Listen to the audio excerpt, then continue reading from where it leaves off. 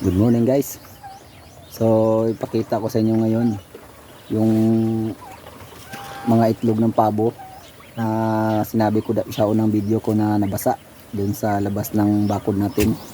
Yung mga kinukuha natin dun sa labas ng bakod na talagang nasa mga 15 piraso na bago ko na kuha nung nakaraang buwan. Ang ulan po noon ay halos araw-araw tapos gabi. So talagang basa talaga. So ito na po 'yon. Namisa. Ayan po. Ito po yung yan po yung mga itlog na pinulot natin. Ayan po.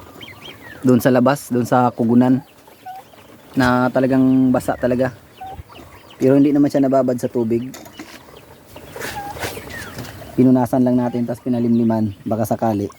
Kaya ito po may mga marka. Minarkahan ko po ito ng may numero number 1. Yan po yung mga basang basa, kaya tinry ko lang kung talagang pipisain ba. O tsaka kinakamay ko rin po ito, hinahawakan ko rin talaga, kaya naniniwala na po ako na hindi po talaga 100% na hindi pipisain pag hinahawakan daw, hinakapitan at tsaka nabasa. So ito na nga po, napisa siya. Meron pa, ito pa, yan, may marka din. Ito po yung mga nabasa na ito, pinisa din. Ayan, nawala yung marka, nilanggam na. So ito po hindi ko po minarkahan, pero basa pa rin kasi kasama nga po ito doon sa mga palimlim na sila mula nung kinuha ko, para hindi na sila umaalis dito sa paglilipatan. Kaya dapat limlim na bago mo sila ilipat ng pugad. Kasi pag inilipat mo po ito na hindi pa naglimlim, magwawala po yan. Di yan babalik. Doon pa rin yan babalik sa dati niyang pugad kung saan mo siya kinuha. Kaya mas mainam na limlim na bago mo ilipat. Nilanggam na, ilisin na natin to. Nilanggam. Baka pati sisiw lang gamin.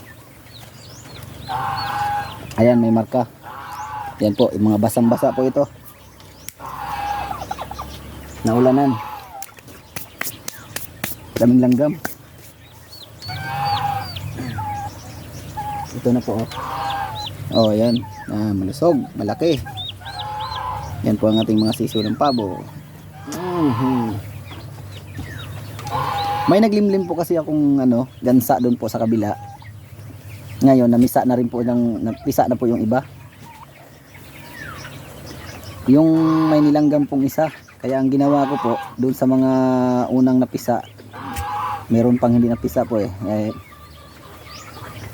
meron pang yung mga napisa na, nilipat ko muna dito. Baka langgamin na naman, sayang. 7 piraso lang ang itlog nun.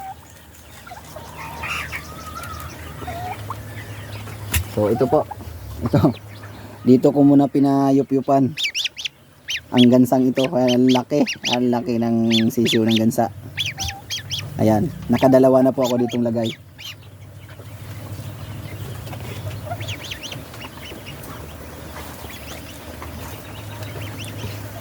Ito naman yung isa, mumasa-masa pa. Sa gansa rin po ito. Nilipat ko, baka langgamin doon sa lupa po yun. Ayan, diba? Ang ganda. Ayan. Balik rin siya.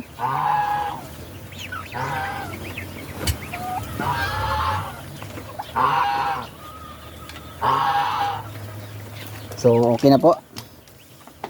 So napisa pala talaga lahat. 1, 2, 3, 4, 5, 6, 7, 8 po ito .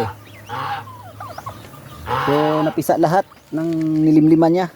8 piraso.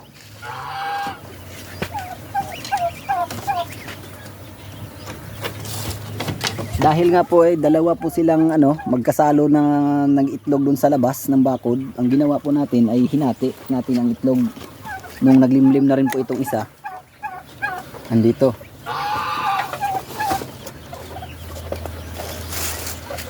Andito po. Hindi pa yan namisa. Nahuli po itong huli ko tong nilipat. Ayan